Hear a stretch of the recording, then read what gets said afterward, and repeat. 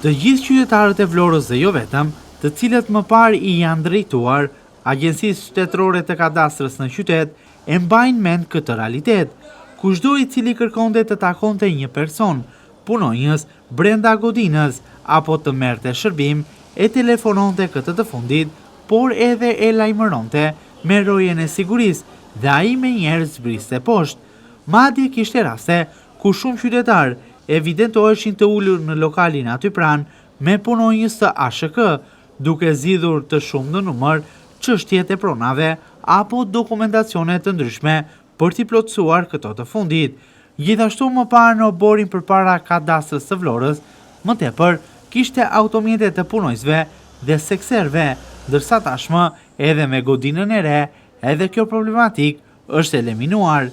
Kjo mënyrë sigurisht që ishte e gabuar dhe linte shumë hapësirë për korupcion, por ndër të tjera edhe për rishvete. Një prej arsyeve përse shumë dosje të pronave janë pleksur edhe më keq dhe disa probleme janë përkeqësuar ndër vite. Kjo situatë, ndër të tjera, ka qenë indicje për shumë hetime të nisura ndër vite në Agjencinë Shtetërore të Kadastrës edhe nga SPAK.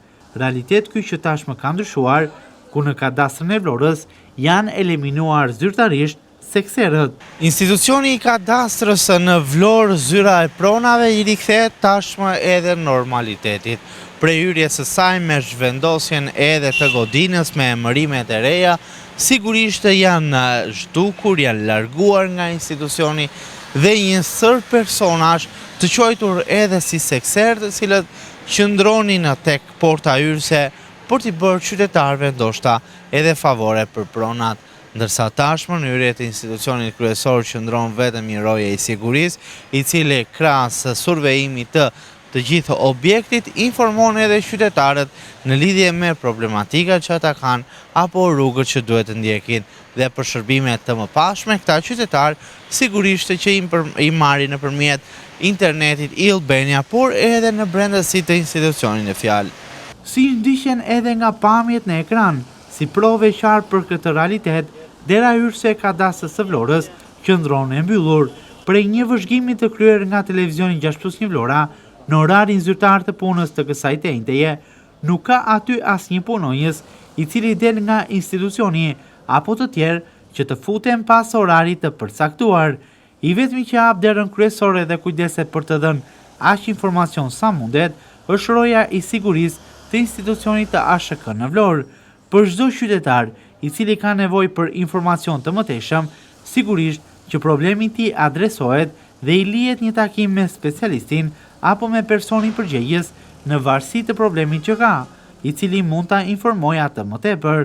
Gjithashtu, sipas informacioneve, në brendësi të institucionit ka persona përgjegjës të informuar mirë, të cilët takohen nëpërmjet orareve të përcaktuara me qytetarët, duke i dhënë këtyre të fundit shërbimin dhe duke informuar në lidhje me aplikimin që duhet të kryen apo edhe me mënyrën se si, por edhe me mënyrën se si duhet të bëjnë ankimime për çështje të ndryshme të pronave apo të kërkojnë rishikim të vendimeve ligjore.